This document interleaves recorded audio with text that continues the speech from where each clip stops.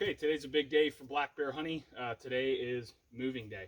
So as you can see, the fence is down, electrical fence is down, and we're ready to pick these hives up and take them to their new home, which is a lot closer to where I am. So there's a couple different strategies you can employ when you do move hives. I think the preferred way is at night, when all the bees are back in the hive, done for the day foraging. You come in, close up the front entrance, seal it, and then pick them up and move them. Another method, obviously, this is not at night, so this is the one I'm doing, is you can move them when it's cold, because they're generally going to be clustered, and they're all inside the hive as well, based off the weather. So today it's right at about 40 degrees, maybe a tad under 40. And a little bit of rain, so it's pretty miserable weather. You're not going to see a bunch of bees flying out looking for pollen right now, so it's a decent time to close them up, pack them up, and move them. Considering we're in, the thick of giant bear country, and I'm solo, that's the one I went with. So there's nothing much to it. We're going to close up the front of the hive, and then put them on the truck, strap them down, and then take them for a drive.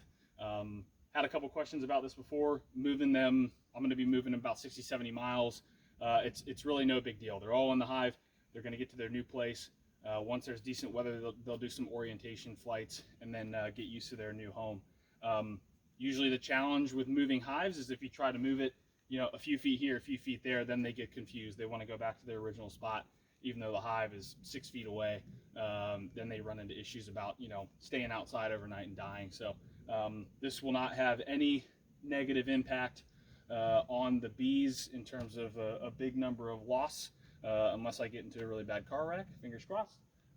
They'll be just fine. So I'll go ahead and pack them up and get them in the back of the truck. Thankfully, it's towards the end of winter, so they're going to be a lot lighter than they were 6 months ago, so I can handle it by myself, thankfully. So we're going to load them up, hit the road here shortly, and then set them up in their new semi-temporary home for this season. All right, and a short 4.5 hours later, we are in our new home, the temporary spot on the permanent home for black bear honey apiary. So definitely underestimated how heavy these things were. That was definitely a chore for me to get them here, but that's a good thing, especially coming out of winter. They're nice and heavy, great numbers. I'm thinking these are going to be some splits to make us some strong hives here in just another month or so. So yeah, nothing to it. They're in their spot. They're going to do some orientation flights.